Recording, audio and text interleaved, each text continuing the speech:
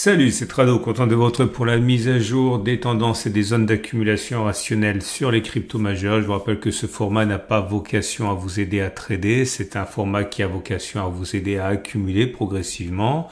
Ça fait des années que je propose cette espèce de format mix entre de la DCA, donc à intervalles réguliers, par exemple tous les premiers du mois, tous les 15 du mois, qu'importe, et à côté de ça, un renfort sur des zones d'accumulation rationnelle pour tenter de battre le marché, tenter de battre l'évolution simple de votre crypto préféré.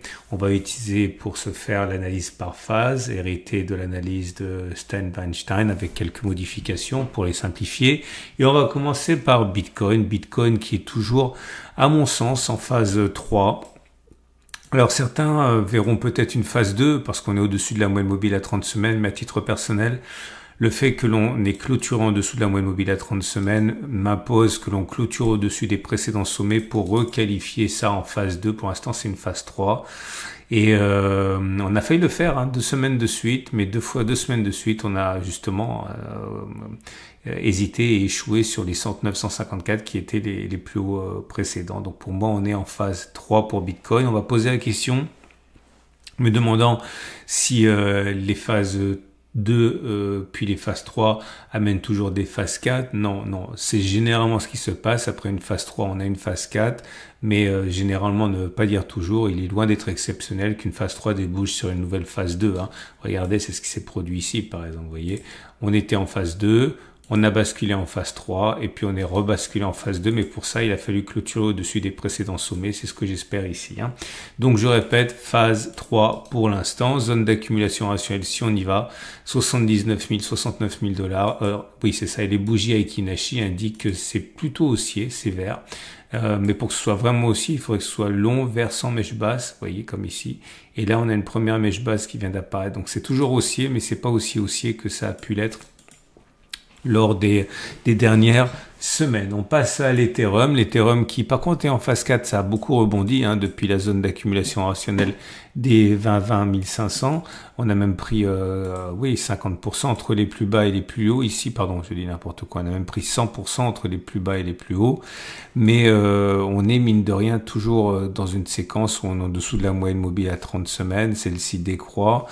Pour moi, c'est une phase 4. Ok, alors une phase 4 qu'on a déjà, encore une fois, eu l'occasion d'apprécier, si je peux me permettre, pendant de nombreux mois. Donc, il est tout à fait possible qu'elle soit finie, cette phase 4, ou en phase de se terminer. Mais pour l'instant, si on ne tire pas de plan sur l'avenir, on est toujours en phase 4 et on le restera tant que on n'aura pas réussi à tout le moins à clôturer au-dessus de la moyenne mobile à 30 semaines.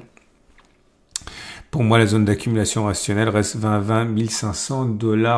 Et avant d'aller plus avant, je voudrais mettre un coup de projecteur sur mon partenaire crypto. Il s'agit de Crypcool. Alors pourquoi Crypcool? Pour au moins 3 raisons. La première des raisons, c'est que ça rend très simple, ou du moins beaucoup plus simple que ce à quoi on avait l'habitude, la détention et l'achat de crypto-monnaies. Et également, c'est sécurisé en garde froide. Garde froide, ça veut dire que c'est dans un coffre et que ce n'est pas connecté à l'internet. Ça veut dire que vous pouvez pas vous faire siphonner votre wallet de manière aussi simple qu'on peut le voir quasiment tous les jours dans les actualités. À partir de là, vous allez pouvoir avoir une tranquillité d'esprit que vous n'auriez pas normalement. On est spécialisé ici pour l'instant sur les 2 cryptos majeurs qui sont Bitcoin et Ethereum. À terme, il y en aura sans doute plus, mais pour l'instant, le choix de Crypcool a été de se focaliser sur tout simplement les 2 plus grandes capitalisations. À noter également, et c'est très important, c'est que c'est français. Alors français, ça veut dire que c'est par définition pas à l'étranger. C'est-à-dire que si vous avez un problème, vous pouvez aller les voir. Si vous avez des questions, vous pouvez aller les voir. Si vous avez des doutes, vous pouvez aller les voir. Et ça change tout parce que pour avoir des intermédiaires en France, ça apporte une sérénité, une sécurité que vous n'avez pas quand c'est bien sûr à l'étranger. Donc voilà. Si vous voulez en savoir davantage, vous pouvez les contacter. Bien sûr, c'est contrôlé et c'est régulé. Vous avez la possibilité également d'ouvrir un compte et de l'alimenter plus tard, juste pour voir à quoi ressemble la plateforme. Vous avez un lien juste en dessous de la vidéo pour découvrir Crypcool, qui est donc mon sponsor et mon partenaire pour les cryptos. Binance Coin est en phase 3. Là aussi, faudrait passer au-dessus des précédents sommets à 794 pour être en phase 2 à nouveau. Pour l'instant, c'est sur une phase 3.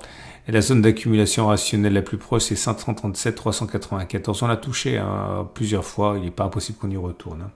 Ripple est en phase 2 ou 3. Alors, peut-être qu'on va clôturer en dessous de la moyenne mobile à 30 semaines, ce qui acterait définitivement une phase 3. Mais de toute manière, quand une action perd plus de 50% de sa valorisation, regardez, on a même perdu 53%, c'est difficile de parler de phase 2 de toute manière. Donc pour moi, c'est une phase 3. Et la bonne nouvelle, c'est qu'on est en zone d'accumulation rationnelle à 2,3, 1,9 $.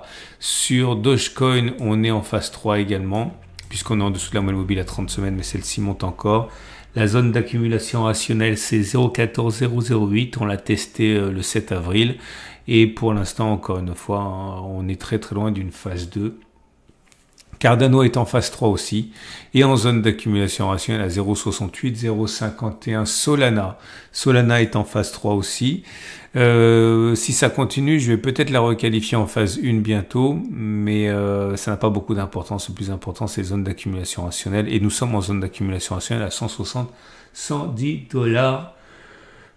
Tronix est en phase 2 ou 3, alors 2 au regard du fait que nous n'ayons pas encore clôturé en dessous de la moyenne mobile à 30 semaines qui monte, donc les ultras diront qu'on est en phase 2, les plus optimistes, mais à titre personnel, encore une fois venant du monde des actions et des indices, quand quelque chose perd 55%, on n'est plus en tendance haussière.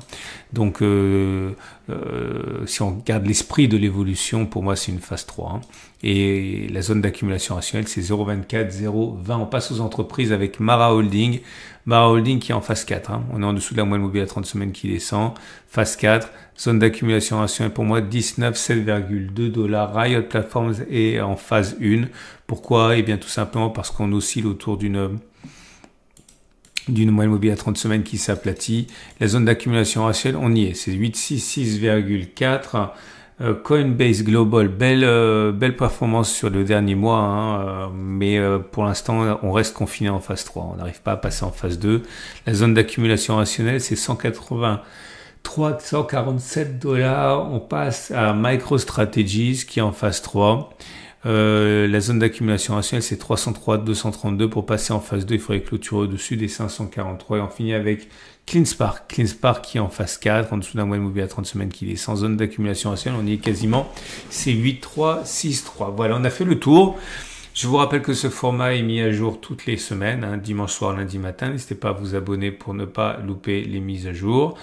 Les tendances, comme vous le voyez, sont en amélioration, mais c'est la gestation pour la phase 2. Pour l'instant, on n'est pas encore en phase 2. On sort juste, à mon avis, de l'hiver pour les cryptos.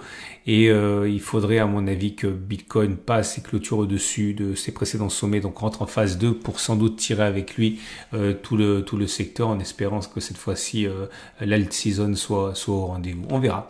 En tout cas, le plus important de la détendance sont les zones d'accumulation rationnelle. Vous avez vu, vous avez beaucoup de cryptos en zone d'accumulation rationnelle.